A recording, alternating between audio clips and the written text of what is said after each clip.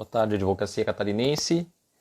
Estamos aqui para mais um WebESA, tratando sobre LGPD. Hoje, com a palestra do Dr. Rafael Medeiros Popini Vaz, falando sobre os documentos do processo de adequação às diretrizes da LGPD, né? Documentos que são bastante importantes, que todas as empresas, muitas das empresas vão ter que fazer, vão ter que ter. E então é importante que conversemos aqui sobre como fazer esses documentos, quais são esses documentos, né, como eles se encaixam no processo de adequação. Doutor Rafael, e aí para falar justamente sobre essa documentação, principalmente essa documentação, né, documentação que vai ser essencial, alguma delas, inclusive todos nós já temos tido contato habitualmente com a política de privacidade. Né? A política de privacidade, que é um documento que é exposto às pessoas, é um documento que está, em geral, ao alcance de todos, né? Tanto de clientes quanto de possíveis clientes, e que será um documento obrigatório, mas muitas vezes não tem sido feito de maneira correta. Né? Muitas vezes as políticas de privacidade são ou enfadonhas, ou não contêm todas as informações que são necessárias, ou a sua linguagem não é de fácil acesso. Né? Então, é sobre as estratégias de construção dessa documentação que o Dr. Rafael irá conversar conosco hoje. Boa tarde, doutor Rafael. Boa tarde, meu caro Thiago, como estamos? Tudo certo, e por aí? Tudo ótimo, tudo ótimo. Uma chuva que deu Mara... aí. Pois é, eu fiquei até com receio que tivesse problemas aqui com a internet, mas tá tudo certo e poderemos ter então uma grande palestra hoje. Já meio que adiantei o assunto com o pessoal que estava entrando, mas vamos, né, repetir aqui, primeiro começando com a apresentação do nosso palestrante de hoje. Dr. Rafael Medeiros Popini é doutorando e mestre em Direito pela UFSC, é professor de pós-graduações em Segurança da Informação, Segurança Digital na Indústria Avançada e Direito Digital pela Unibem, Senai e Unigoiás, e é membro da Comissão de Direito Digital da OAB Santa Catarina. E o nosso tema de hoje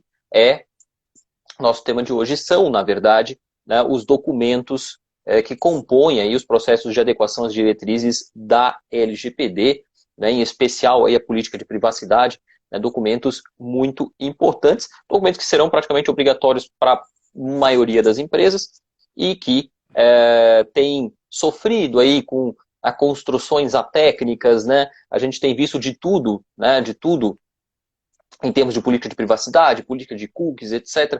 Então é bacana que a gente converse aqui um pouco mais sobre o que são esses documentos, sobre a importância desses documentos e sobre, claro, como se faz esses documentos de maneira correta. E o Dr. Rafael é especialista, né, em processos de adequação e tem uma ideia sobre a construção e elaboração desses documentos que é muito interessante, né? É uma ideia muito interessante e por isso ele está aqui conosco. Então, mais uma vez, boa tarde, doutor Rafael. Boa tarde ao colega Thiago, boa tarde a todos que estão acompanhando essa live. Eu agradeço primeiramente o convite e a atenção da instituição. Certamente uma honra poder compartilhar o conhecimento e debater com a nossa advocacia neste importante canal desta importante instituição que é a ESA, né?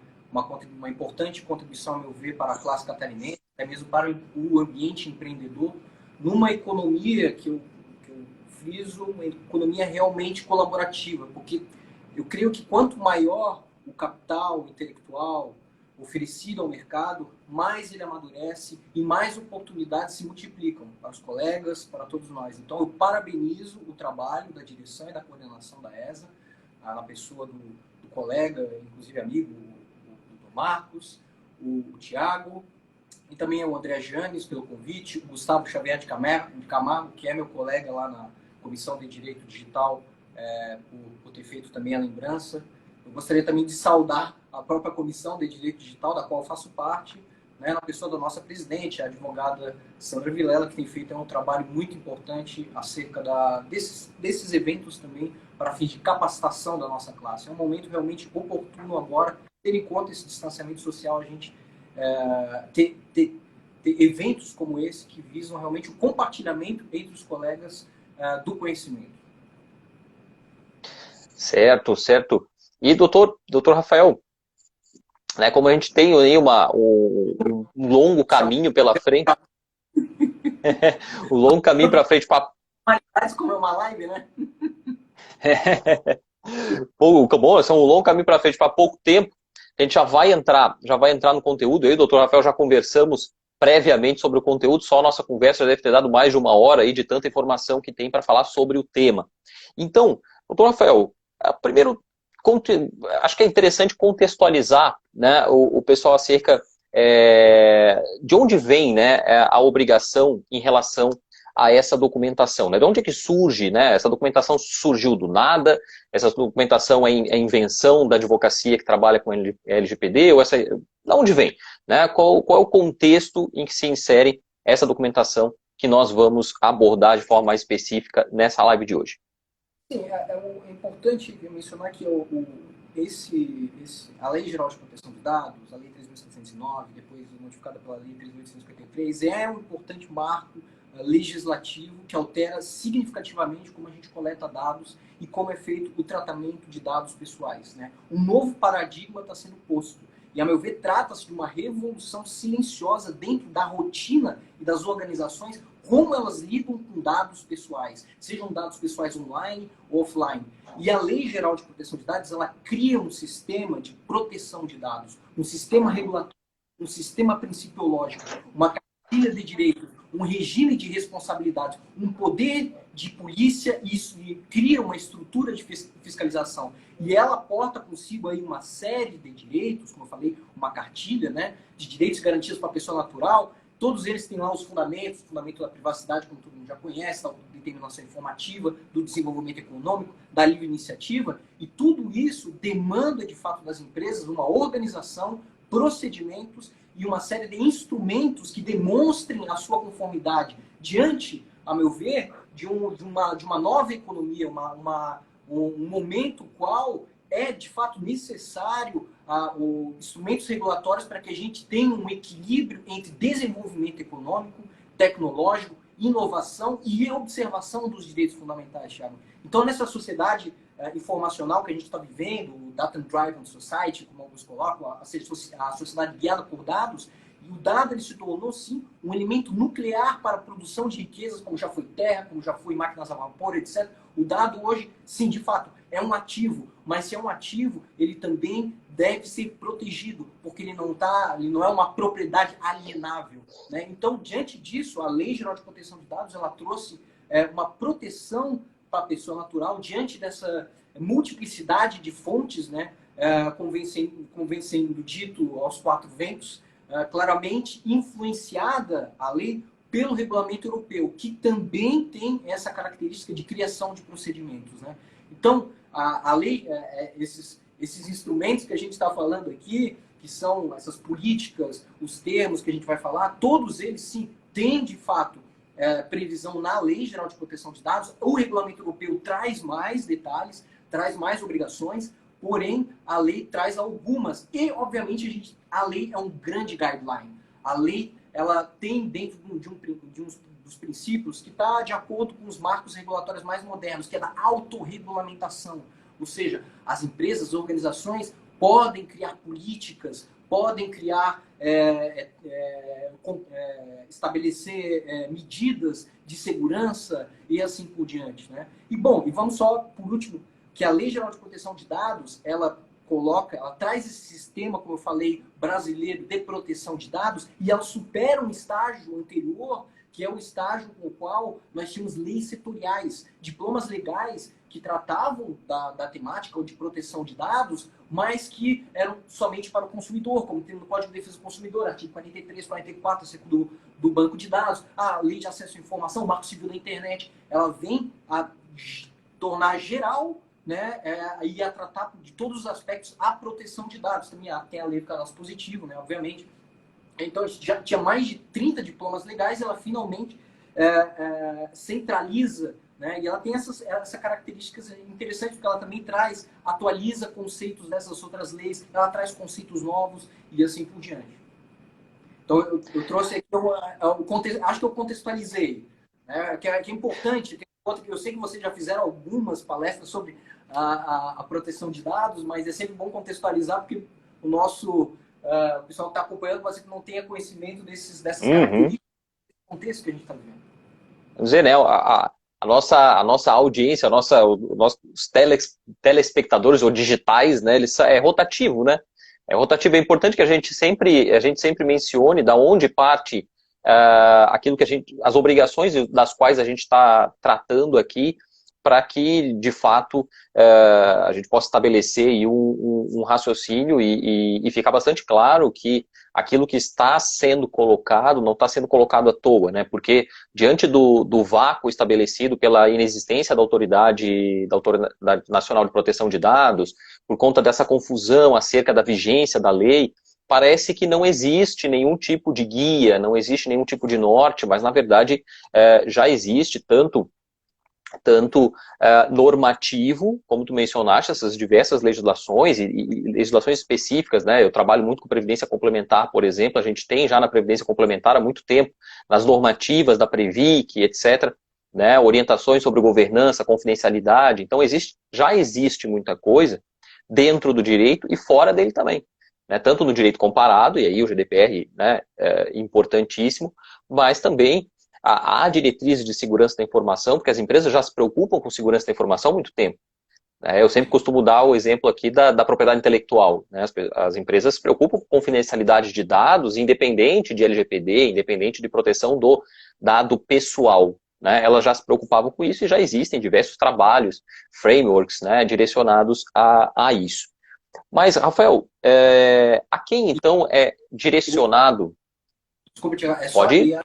oportuno mencionar para o pessoal o seguinte: a lei tocasse numa questão que é nevrálgica, a questão da autoridade. A lei, ela, neste momento, ela está em parte em vigor. Muita gente fala, quando é que ela vai entrar em vigor? Não, ela já está em parte em vigor. Vamos lembrar que os artigos 55A a 58B, ou 59B, são 14, 15 artigos, já estão em vigor. E o que dizem respeito a esses artigos? Justamente a criação, a composição, a estruturação, as receitas, as competências de quem tu falaste, desta autoridade, a Autoridade Nacional de Proteção de Dados, também diz respeito ao Conselho Nacional de Proteção de Dados e Privacidade.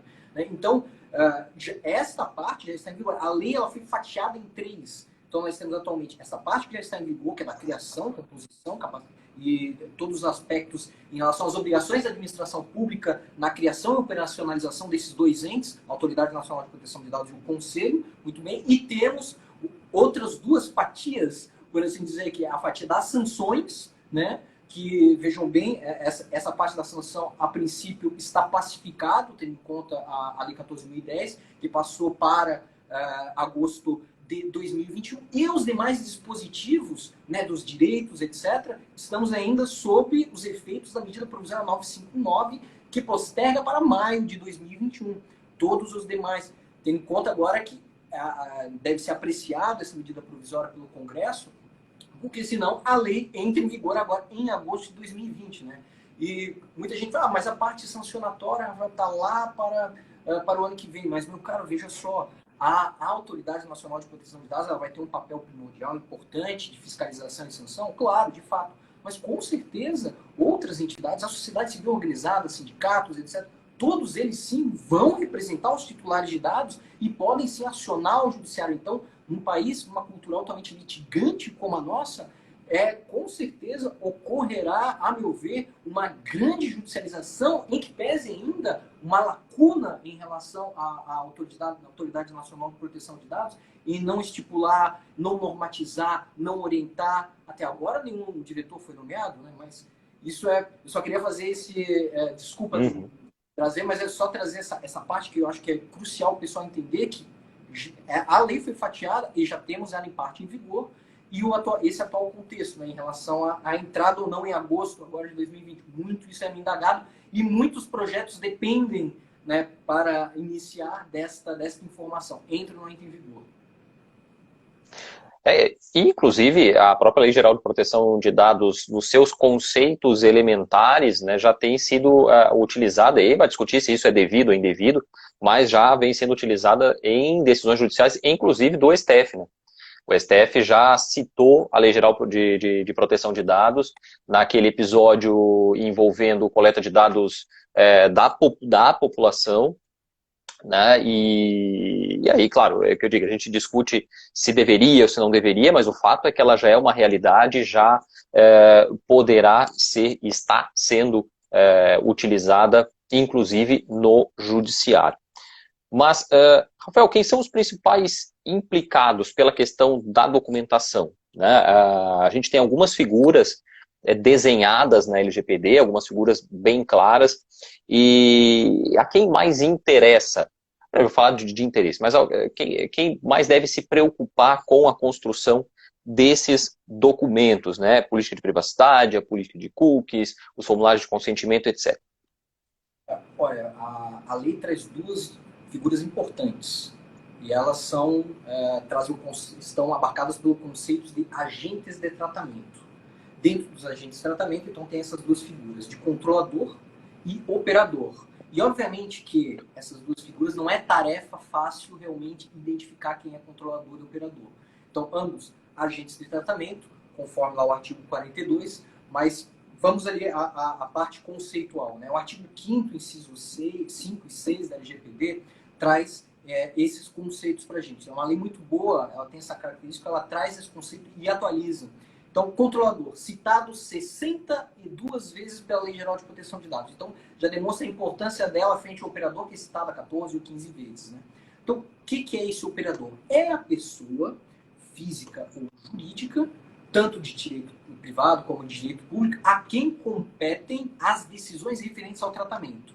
Então, vejam o peso jurídico desse agente de tratamento. É ele que define a finalidade do tratamento, qual é o seu objetivo, de quais indivíduos serão coletados os dados pessoais, é ele quem normalmente tem um ganho comercial ou algum benefício com o tratamento de dados. Pessoal, o que é tratamento de dados, Rafael? O tratamento de dados envolve todas as atividades do ciclo de vida daquele dado, da coleta à eliminação, classificação, armazenamento, etc. Então, é ele que tem algum benefício com esse tratamento. É ele que avalia a base legal, são 10 trazidas pela Lei Geral de Proteção de Dados. É ele que normalmente determina a eliminação, a exclusão desses dados, que comunica à Autoridade Nacional de Proteção de Dados e o titular acerca da ocorrência de algum incidente. Então, ele é uma das principais figuras e a principal figura a ser responsabilizada por um tratamento indevido. Então, numa relação falasse previdencial, vou trazer aqui uma relação de trabalho. O controlador sempre será a empresa e o operador, neste caso, o empregado. Entendeu? É ele quem determina de que forma vai ser coletado os dados pessoais do colaborador e assim por diante. Isso é um exemplo trazido pelas autoridades. Entre outras, nas relações de consumo, o controlador, quem está te fornecendo um serviço, está coletando os seus dados pessoais para fins de execução daquele serviço ou entrega de um produto que você está comprando e assim por diante. O operador, por outro lado, ele também é considerado pessoa jurídica ou pessoa física, também trazido pela lei, de direito público ou privado, que daí realiza o tratamento de dados pessoais em nome do controlador. E aqui eu apresento uma dica para os colegas que têm, às vezes, uma dificuldade, dada a complexidade que pode socorrer e um número grande de agentes de tratamento dentro daquela relação do qual você está analisando, você está elaborando o contrato, que é um guideline do European Data Protection Supervisor. O nome é Are you a Processor, Are you a Controller or a Joint Controller? Né? É um guideline didático para fins de auxílio e identificação. Basta colocar essas informações no Google, você vai encontrar com facilidade. Também tem outros guidelines interessantes para fins de identificação de controlador e operador, que é no site da Information Commissioner's Officers, que é o ICO, autoridade britânica em relação à proteção de dados. Também temos a Commission Nationale de l'Informatique et Liberté, que é a autoridade francesa, também bota lá CNIL, você vai encontrar vários materiais nesse sentido para fins de identificação se você está atuando como controlador ou como operador. Perfeito. Então, esse tipo de tratamento. Daí essa é tudo resumido, né? É tudo resumido. A gente tem hoje algumas discussões em relação a casos concretos, e aqui a gente já tem enfrentado de discussões efetivamente, né? Sou o controlador, sou o operador, sou as duas coisas, estamos em conjunto operando, porque de fato são conceitos que, muito embora a legislação ela os defina, são conceitos que permitem certa abertura. No entanto, tanto o controlador quanto o operador terão que se preocupar em maior ou menor intensidade com estes documentos. E o que a advocacia quer saber, né, os nossos colegas querem saber, primeiro de tudo, quais são esses documentos. Né? Quais são esses documentos? Quais são os documentos principais? Quais são os documentos que decorrem de disposições legais e quais são os documentos que decorrem de boas práticas? Né? A gente tem, como mencionado anteriormente, já uma bagagem muito grande de segurança da informação, uma bagagem muito grande de boas práticas em segurança da informação e proteção de dados, que nos dão algumas orientações para além da lei, né? Mas a lei dá encaminhamentos. Então, quais são esses documentos? Né? Os que a lei dá encaminhamentos e aqueles que são interessantes, decorrentes já de boas práticas e até de frameworks de gestão, de governança, etc. Eu vou, antes só fazer um introito, porque é o seguinte, em relação a esses instrumentos, todos eles têm como base os princípios. Os princípios, a meu ver, artigo 6, são uma das partes mais importantes, os trechos mais importantes da Lei Geral de Proteção de Dados.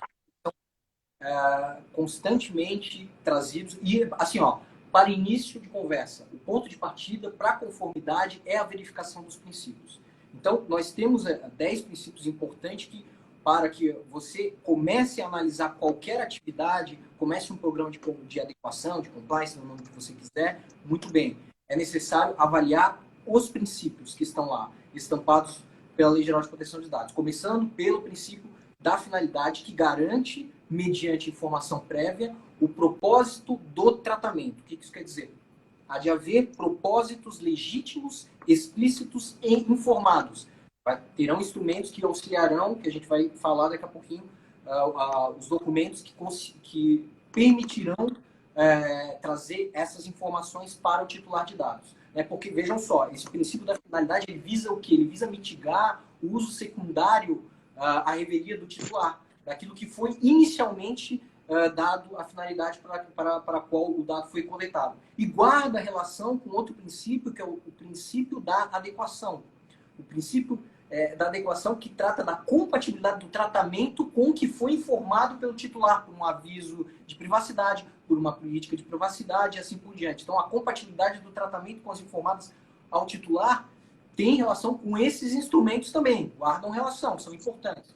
No caso de intenção de tratamento posterior de outra finalidade, deverá se verificar se essa finalidade é compatível com a finalidade posterior. Se não for compatível, essa informação tem que constar dentro de uma política, dentro de um aviso de privacidade. No caso de incompatibilidade, deverá ser cientificado o titular e, se necessário, ser coletado o consentimento se a base legal é eleita.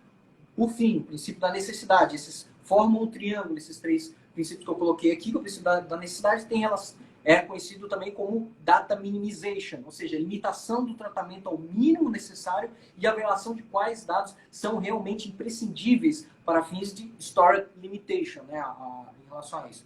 Depois temos o princípio do livre acesso, o princípio do livre acesso com uma consulta facilitada e gratuita à integralidade dos dados e sobre a forma de duração do tratamento. Por que é importante este princípio do livre acesso? Porque um dos maiores desafios é tu implementar o livre acesso e, dois, este princípio também deve ser mencionado, lembrado quando for fazer uma política e um aviso de privacidade, porque, de fato, deve constar de que forma o titular de dados poderá acessar seus dados pessoais, de que forma ele poderá ratificar, de que forma ele poderá eliminar se for pelo consentimento ou um dado considerado desnecessário e assim por diante. Então, e por fim, para eu também não me alongar muito, Thiago, em razão do nosso tempo, a gente tem o princípio da segurança, que também será estampado dentro desses instrumentos que a gente elaborará, o princípio da segurança traz o quê? Está lá até no artigo 46, tem relação medidas de segurança, técnicas administrativas aptas a proteger os dados pessoais. Vejam a importância. A segurança tem tamanha importância na Lei Geral de Proteção de Dados, que é considerado um princípio e trazido, e deverá ser cumprido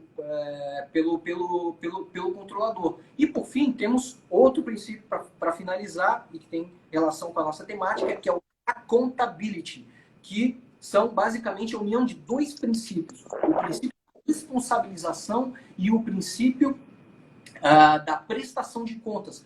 A organização deve a todo tempo gerar evidências de que está adequado à Lei Geral de Proteção de Dados. Lembrando daquela máxima, a mulher de César não basta ser honesta, deve parecer honesta. Então, os agentes de tratamento, não basta adequação, deve comprovar e parecer que está adequado à Lei Geral de Proteção de Dados. Entrando agora nos documentos. Muito bem, trazendo esse introito. Vamos lá. Primeiramente, um dos documentos principais e primordiais que toda empresa deve ter, se ela tem, obviamente, um site no caso, uma política de privacidade e proteção de dados pessoais, de caráter obrigatório. É um documento necessário e obrigatório. 2, e é um documento que você vai fazer tanto para fins externos, você classificar para fins do titular de dados, da sociedade em geral e assim por diante, publicá-lo, bem como existem políticas que serão internas, para fins de tratamento de dados dos seus colaboradores, para fins de tratamento de dados dos seus prestadores de serviço, dos seus terceirizados e assim por diante. Muito bem, tu tens lá uma política, vamos começar pelo site, tu tens uma política de privacidade no teu site. Há de haver nesta política ou um aviso de privacidade, uma política de cookies, documento também classificado para o externo. Essa política de cookies ela não está prevista de forma clara na Lei Geral de Proteção, de forma expressa, melhor, mas ela está prevista no considerando 30 e artigos 12 e 13 do Regulamento Geral de Proteção de Dados, lembrando, GDPR, o Regulamento Europeu. Termos de uso e aplicativo, também outro documento que deve constar dentro da tua política. Esses termos e avisos, eles podem ser simplesmente um pop-up que leva você à política de privacidade, à política de proteção de dados que a empresa tenha. Depois, temos a política de coleta de dados com consentimento, com um formulário que esteja adequado, né, que consiga, que esteja adequado ao que prevê para a Lei Geral de Proteção de Dados, manifestação livre, inequívoca, expressa. Então, o formulário deve fazer prova de que este consentimento foi coletado dessa forma. Lembrando, é um documento obrigatório, neste caso, para fins de coleta de consentimento, seja por meio de um formulário, seja por meio pode ser até mesmo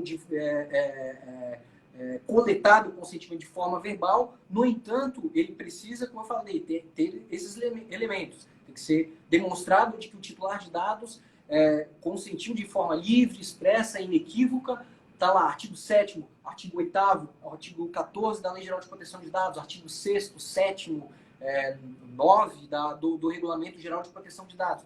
Depois, uma política de retenção de dados. Eu estou aqui lembrando de alguns, tá, Tiago? Mas depois a gente adentra nas peculiaridades, tá? Mas só citando aqui o nosso rol de documentos, por assim dizer, necessários para fins de adequação à proteção de dados. Estava falando da política em uma coleta com consentimento. Vamos à política de retenção de dados, né? É um documento, novamente, classificado externo. Artigo 6º, inciso 2, artigo 9º, inciso 2 da Lei Geral de Proteção de Dados, artigo 40, tratam eles de uma forma. O artigo 5º, artigo 13 do Regulamento Geral de Proteção de Dados, caráter obrigatório. O que mais? Política de direito dos titulares, que pode já constar numa política de privacidade. Lembrando, se você vai fazer uma política de privacidade, devem constar lá os direitos do titular de dados. Artigo 18, artigo 9º, que tratam do artigo 9º, que traz especificidades de informações que devem ser apresentadas para o titular de dados, e o artigo 18, que traz todos os direitos do titular. Isso aqui é um Ctrl+C, pessoal, Ctrl+V colocado na política. Obviamente que uma das boas práticas é que tu faça uma política, um aviso de privacidade, levando o user experience, ou seja, tu fazendo com que a parte, o titular ali, conheça, know your public, né, know your customer, conheça o que você está querendo dizer de uma linguagem clara, específica, a gente pode tratar depois, mas essa política de direitos, ela deve constar, sim, obrigatoriamente na política de privacidade. Está lá, artigo 8º, parágrafo 5º, artigo 9º, 17, 18 da Lei Geral de Proteção de Dados, também consta no Regulamento Europeu. Uma política de classificação de informações e bases legais. Obviamente que deve ser informado por titular de dados qual a base legal e qual a finalidade dos dados pessoais, mas dentro da tua organização, tu deve criar uma política para que o teu operador, o teu colaborador, que vai estar atuando em seu nome, tenha essa política. Isso aqui, obviamente, a gente já está nas boas práticas. Tem essa política para fins de conseguir classificar, conseguir enquadrar aquele dado pessoal numa base legal prevista e que esteja adequada. Lembrando, o princípio da adequação, da compatibilidade, né? E, por fim, outra boa prática, a política de incidentes e de violação de dados. Novamente, um documento interno para fins do quê? É o caos, houve um vazamento de dados, houve um incidente com os dados pessoais, o seu colaborador, o seu operador saiba o que tem que ser feito, né? Saiba qual procedimento deve ser tomado, com quem qual é o responsável, deve-se ou não comunicar a Autoridade Nacional de Proteção de Dados, deve-se ou não comunicar o titular de dados. Então, lá, artigo 33, 34, na realidade são artigos 50, salvo engano, artigo 50, parágrafo 2º, trata justamente dessa política de incidentes, de vazamentos, o que a empresa deve fazer. Então, boas práticas. E assim por diante, políticas, novamente, políticas, algumas são voltadas para o público externo, algumas são internas para fins de adequação, uma política B2B, uma política B2E, uma política B2C, tudo isso deve ser elaborado. Eu trouxe aqui alguns rolos, obviamente que tem alguns outros documentos também que são oportunos que sejam elaborados, como, por exemplo, um formulário para fins de comunicação de incidentes e notificação, uma política, quem sabe, de conciliação. Lembrando, olha só, essa lei é interessante, houve uma alteração depois pela 3.853, que possibilitou a conciliação do titular de dados com o controlador no caso de um vazamento. E isso, essa conciliação formalizada e aceita por parte do titular, da vítima, o controlador ele não sofre uma penalidade pela Autoridade Nacional de Proteção de Dados. Né? Então, há essa possibilidade, artigo 52, parágrafo 7º, está lá essa possibilidade. Então, você pode muito bem, jurídico, criar este modelo para fins, ou atuar nesta conciliação, né, neste documento para fins de que seja previsto e que seja implementado na empresa. Né? E termo de nomeação do encarregado de dados, e assim por diante. Então, são vários documentos, eu trouxe aqui um panorama geral, tá, Tiago? E, bom, agora está contigo. Se tiver alguma dúvida, a gente vai batendo aqui, porque eu vou falando, eu estou sempre no 220, tá? O pessoal que me conhece já falando, estou sempre no 220, pois é. Não, mas é bom assim, ele já falou aqui uma série de documentos, e é importante que todos tenham a consciência de que são muitos documentos, né? É um trabalho extenso, né? É claro que sempre há uma avaliação da empresa, do negócio, né? Quanto maior o negócio, quanto maior o número de dados tratados, quanto maior o número de tratamentos realizados, né? Isso vai variar, né? A quantidade de documentos, a necessidade dos documentos, né? Vai ser muito variável de acordo com o negócio. Agora, é importante saber que é de fato um processo complexo, é um processo de adequação complexo. Assim como, né, os trabalhos de compliance em diversas outras áreas que já vinham sendo feitos e já eram considerados trabalhos complexos, o processo de adequação, compliance, LGPD, é de fato um processo complexo. E aí, uma coisa que é importante lembrar é que assim, né, fez essa documentação toda, né, não dá para parar por aí, né? Esse é uma dica, né, tanto para o profissional que vai fazer a implementação, mas principalmente para a empresa, né, que de nada adianta ter a documentação como patrimônio, né? Você ter a documentação como patrimônio. A documentação, ela nada mais é do que uma série de guias, uma série de repositórios de informações que vão auxiliar num processo que é constante, né, num processo que é de fato constante. Elas, como a gente colocou, elas guardam relação com o princípio da accountability, porque tu tem que gerar evidências dessa adequação. E todos esses instrumentos, as políticas que a gente mencionou e os avisos de privacidade, todos eles, sim, geram evidência de que a empresa, neste caso, né, fez o tratamento de acordo com a Lei Geral de Proteção de Dados. Né?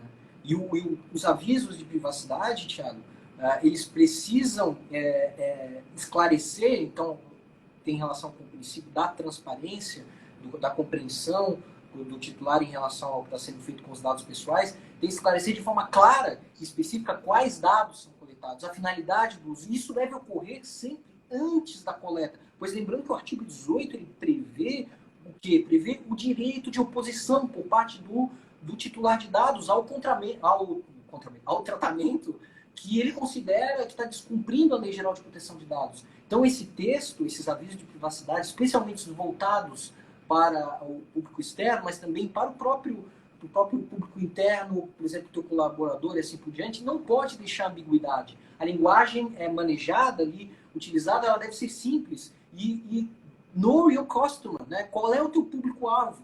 Viso deve estar de acordo com o teu público-alvo. E atenção para o uso de língua estrangeira. Caso entre os titulares, o teu público-alvo, tenham pessoas que não falem português, né? Ou tu estás... a empresa do qual tu estás prestando uma consultoria, ou estás atuando, atua em outros mercados. Então, deve levar em consideração o uso, primeiro, linguagem simples, know your customer, e 2, né, cuidado principalmente com a língua, né? Se você for utilizar, como eu mencionei, se tu tiver entre os titulares de dados pessoas que não falam português, né? E o aviso de privacidade, se for eleita a base do consentimento, por exemplo, a gente falasse dos cookies, né? Então, os cookies, quando você adentra num site, tem um pop-up lá relacionado normalmente à coleta ao aviso de privacidade relacionado ao uso de cookies, né? Então, e normalmente os cookies são eleita a base do consentimento para fins de coleta daquele dado, né? E lembrando, previsto lá, artigo 7º1, e o conceito trazido pelo artigo 12, ou seja, manifestação livre, informada e inequívoca para uma finalidade determinada, e é importante que a apresentação deste aviso, né, como a gente vê principalmente nos sites que já estão adequados, e o seu conteúdo precisa ser independente de outros assuntos, sem nenhum tipo de condição que não guarde relação com aquela finalidade. Você está adentrando no site, por que o site está te apresentando o cookie naquele momento? Porque é naquele momento que você adentrou naquele site que começará a ser coletado informações acerca de como é que você navega. Então, o aviso ele deve ser apresentado no momento oportuno e de maneira destacada. Isso serve para todos esses instrumentos que estão sendo apresentados para fins de adequação, né? E vamos lembrar lá do princípio da autodeterminação informativa, pessoal. Desculpa, princípio não, é um fundamento.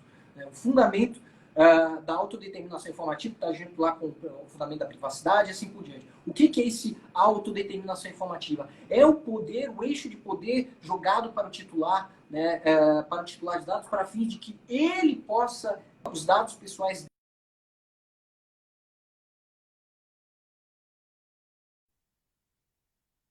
Esse problema de conexão. Então, o titular de dados, ele precisa ser empoderado e é preciso, então, diminuir essa assimetria informativa, como coloca o professor Bruno Bioni, hipervulnerabilidade do indivíduo. Consentir ou não. Tais dados eu consinto, tais dados eu não consinto. Relacionados aqui ao cookie. Tais cookies, cookies de publicidade sim, ou somente os cookies necessários para fins de navegação. Isso deve estar e deve ser explicado no your customer. Né? Deve ser explicado para fins de que ele exerça este poder. E lembrando, a Lei Geral de Proteção de Dados, o Regulamento Geral de Proteção de Dados, todas essas legislações não concordam com aquela máxima. Quem cala consente. Tá? Então, é necessário sacudir o titular de dados, usando da criatividade para que ele exerça esse direito inalienável e disponível de ser informado e, no caso, se for coletado o consentimento, dele consentir em conformidade. Isso, obviamente, que não veio só isso é da Lei Geral de Proteção de Dados. Olha o Código de Defesa do Consumidor, que já trazia o princípio da transparência, da liberdade de escolha, de informação adequada, da redação com destaque. Está lá, no Código de Defesa do Consumidor, no Marco Civil da Internet e assim por diante. Então, esses avisos, eles têm que estar de acordo com o que a gente tem colocado, todos esses princípios, e devem ser avisos privacy friendly, ou seja, deve levar em consideração o privacy by design, o legal design, Veja a importância do legal design atualmente, porque tu precisa novamente tirar o titular de dados da inércia. Tu deve chamar a atenção dele, sacudir. Olha, é importante, dado pessoal é uma coisa importante comigo. Então, de uma forma criativa, você deve alertá-lo, né, que chame a atenção dele. Especialmente, por exemplo, se tu tem um público infantil ou um público idoso e assim por diante. E o user experience. O user experience deve sim ser levado em consideração para fins da elaboração desses avisos. E o privacy by design é a privacidade incorporada como elemento essencial do produto ou do serviço. E neste caso, dos próprios avisos de privacidade, dos próprios instrumentos que estão fazendo com que, fazendo jus à transparência. O titular de dados tem as informações adequadas, lembrando que o Google foi multado pela autoridade justamente por as políticas deles, os avisos não eram claros o suficientes, e também da autodeterminação informativa, empoderar o titular para que ele possa daí tomar as decisões necessárias. E o Privacy by Design, obviamente, leva em consideração isso, porque ele tem uma série de princípios, eu não vou cansá-los em falar, obviamente. Procure lá a Anne Karovian, que é uma canadense, que foi uma das autoras, digamos, que trouxe esses princípios, mas ele leva o design desde o início do projeto ao fim, e ele tem também um outro princípio dentro dele, que é o Privacy by Default, ou seja, privacidade por padrão, né, no qual, quando você apresenta um aviso de privacidade, você deve apresentá-lo para o titular de dados no nível de segurança máxima que você consegue implementar. Cabe ao titular de dados retirar esses direitos, retirar algumas proteções ou retirar alguns direitos, por assim dizer, não bem direitos, mas essas camadas, cabe daí ao titular de dados fazer isso. Né? E obviamente que daí você pode fazer uma gestão aí relacionada ao que ele pode retirar e assim por diante. Principalmente a gente vê algumas políticas de cookies que permitem, você concorda lá, mas também permitem ao titular de dados concordar com quais outras controladores ou operadores o controlador pode compartilhar esses dados pessoais. Porque a gente às vezes fica perguntando, meu Deus, eu entrei numa loja, no Netshoes, por exemplo, logo depois eu entro no Facebook, aparece para mim no Facebook propaganda no Netshoes. Como é que é isso? Mas é justamente isso, pessoal. Cookies relacionados à publicidade, no qual o Netshoes, eles compartilham dados pessoais, do qual você deveria ter o controle. Tá? Então, essas são algumas características em relação ao aviso de privacidade. Deve ter um design agradável, deve levar em consideração novamente o legal design, a escolha, o momento que o titular de dados faz exerce o seu direito, deve ser oportuno no momento realmente que está sendo que será coletados os dados pessoais. O checkbox não deve estar já pré-marcado, como a gente viu, algumas empresas foram multadas pelas autoridades por já estar e porque isso está induzindo o titular de dados, tem que tirar novamente ele da inércia e assim por diante. Né? Então, são vários elementos aí que devem ser considerados e que o jurista, o advogado, deve chamar a atenção do pessoal da TI, do pessoal do design, do pessoal que está elaborando o site, do pessoal que está elaborando a documentação, enfim, chamar a atenção desses aspectos. Né?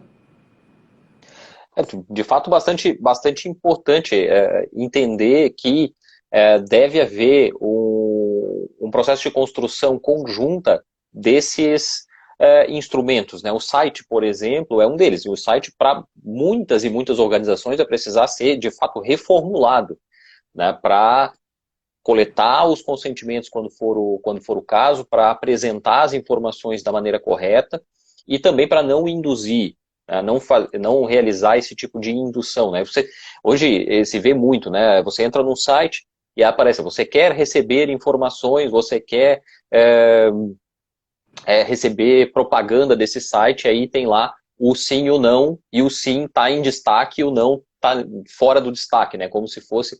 Esse é o tipo de coisa que você tem que rever, porque você está, assim como o checkbox marcado, você está induzindo o seu consumidor, o titular de dados, a fazer uma opção ali que eventualmente não é a opção que ele gostaria.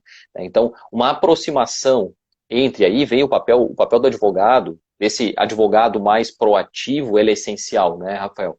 o advogado que esteja mais preocupado em fazer parte do negócio, que se insira no negócio, conheça o modelo de negócio, né, conheça o produto, como que a empresa se comunica com seus clientes, para que ele possa auxiliar nesse processo de construção, né, no Privacy by Design. Né? Então, a construção dos produtos voltados desde o início para a privacidade demanda a participação do advogado, demanda a participação do consultor jurídico, né? Além, é claro, da conscientização dos outros profissionais. Então, o pessoal do design gráfico, por exemplo, é o pessoal que tem que estar alinhado, né? O pessoal que tem que entender que há uma necessidade de boa fé, né? O pessoal que tem que começar a olhar esses detalhezinhos aí da indução, que muitas vezes vem lá de teorias de marketing, de indução, né? Tem que rever algumas situações. Mas eu tinha uma pergunta aqui. Aliás, tem uma pergunta se fica gravado. Primeiro fica gravado no IGTV da ESA, tá? Todas as lives elas ficam gravadas no IGTV da ESA. Mas tinha uma pergunta anterior que era sobre a política de privacidade.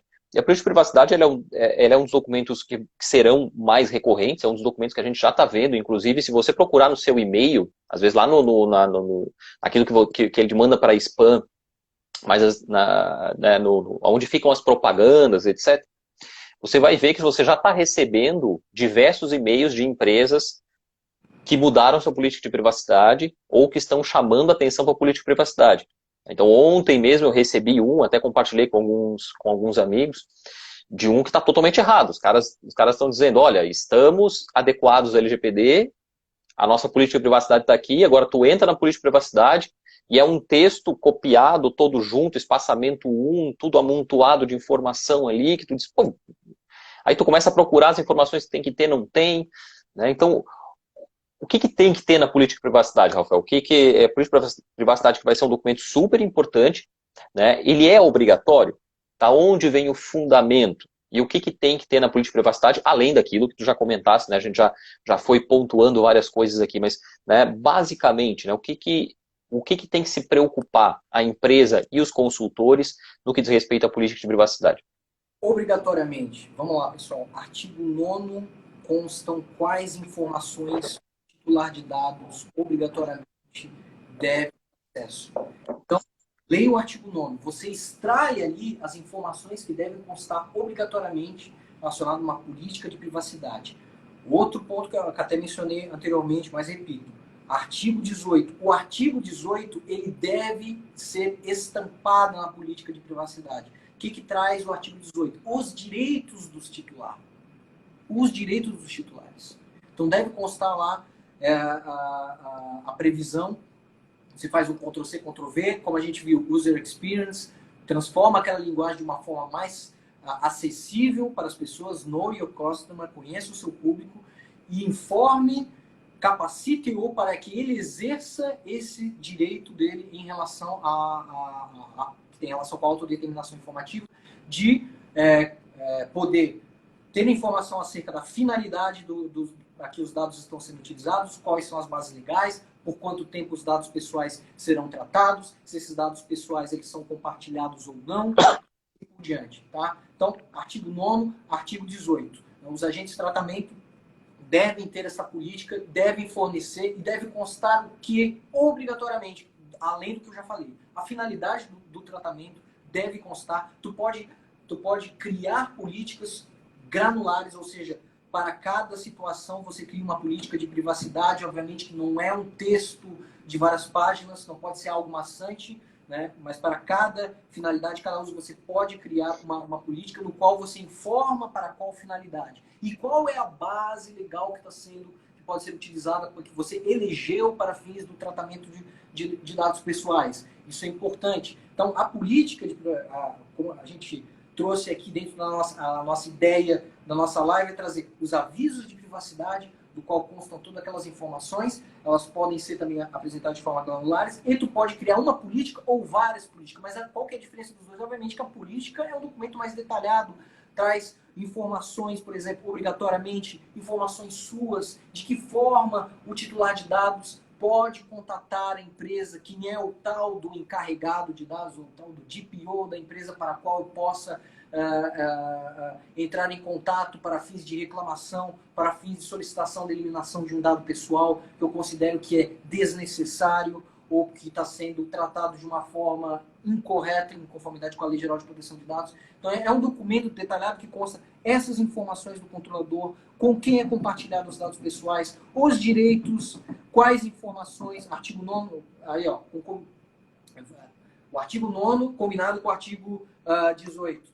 Devem constar essas informações, o compartilhamento e as responsabilidades, lembrando o princípio da responsabilidade, que está junto lá com a contabilidade, prestação de conta e responsabilidade, as responsabilidades dos agentes de tratamento. Então, tudo isso deve constar nesta política de privacidade e proteção de dados do qual a empresa, lembrando, pode ser uma política de privacidade e proteção de dados B2C para o teu consumidor, uma política de privacidade e proteção de dados B2E para os teus colaboradores, prestadores de serviço, blá, blá, blá, e assim por diante. Tá? Essas são as cláusulas primordiais importantes e o embasamento jurídico, conforme eu coloquei para vocês. É perfeito, Rafael, perfeito mencionar o artigo 9º, não só pelo conteúdo, mas porque o artigo 9º é justamente o que gera a obrigação da política de privacidade. Porque eu já ouvi assim, mas a política de privacidade ela não está na LGPD. Ela está ali no artigo 9º, né? Não está escrito política de privacidade. E não necessariamente você precisa chamar de política de privacidade, mas o documento é o mesmo. O documento é esse documento que precisa estar de forma ostensiva, a legislação ela fala isso bem claro, né, que ele deve estar apresentado de forma ostensiva e que vai conter essas informações. E aí há também uma questão lógica envolvida nisso, né, porque muitas vezes também há a ideia de que, não, eu vou na hora de coletar os dados, eu já passo todas as informações para o meu cliente, para o titular de dados e está resolvido. E na verdade não, porque o processo, além da continuidade do processo que a gente já comentou, né, o contexto de proteção de dados é um contexto mutável no tempo, o tempo todo. Você imagina que a sua empresa ela usa determinado software para fazer a gestão dos clientes, né? E você informou que os dados estão, então, sendo tratados de alguma forma pelaquela software house, né, que é dona do software que você utiliza. E aí você resolveu mudar de software. Não está me atendendo mais. Eu quero o outro software mais moderno, ou que tenha um atendimento melhor, etc, etc, etc. Né? Então, aquela informação que você prestou na coleta de dados, ela continua servindo? Já não serve mais. Então, é interessante, a política de privacidade vai te dar é muito mais fácil você alterar lá. Né? Você vai ter a necessidade de fazer uma comunicação breve, mas na política de privacidade está lá, acessível, é um instrumento de comunicação bastante útil, ainda que não fosse obrigatório, né, seria muito útil dentro desse processo de adequação. Bom, a gente não tem muito tempo, mas outra questão importante é a questão do consentimento, dos formulários de consentimento, da coleta do consentimento. E uma questão que me preocupa é a utilização de modelos de formulário, de coleta de dados, de coleta de consentimento. Como é que tu enxergas isso? Né? Como é que tu enxergas o uso de modelos e a necessidade de você adaptar formulários de consentimento, adaptar modelos de formulários de coleta de dados, etc. Olha, é importante sempre beber de fontes seguras, especialmente temos várias experiências ocorrendo por parte da experiência internacional, do qual a gente deve sim buscar alguns modelos para fins de problematizar e verificar se adequam ou não à nossa realidade.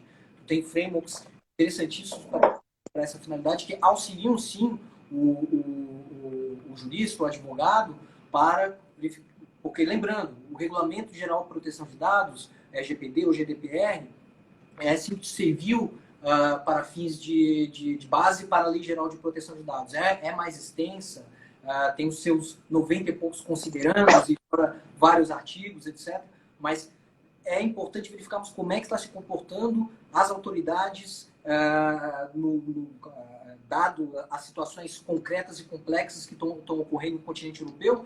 E tu pode sim, por exemplo, até mesmo para a eleição da base legal do consentimento. Há uma hipertrofia, como até o professor Bruno coloca, eu sou da escola, né, dele, por assim dizer, de que há uma hipertrofia do consentimento, sendo utilizada como uma base legal para tudo. E essa é uma orientação, meus caros, a meu ver, muito equivocada, porque o consentimento, ok, você empodera o titular de dados para fins de que ele possa revogar a qualquer momento a utilização daquele dado, assim por diante. Mas eu vejo algumas orientações, por exemplo, Thiago, em relação a consentimento para fins de coleta de dados para um contrato de trabalho. Entendeu? E não é a base legal, e não é o documento.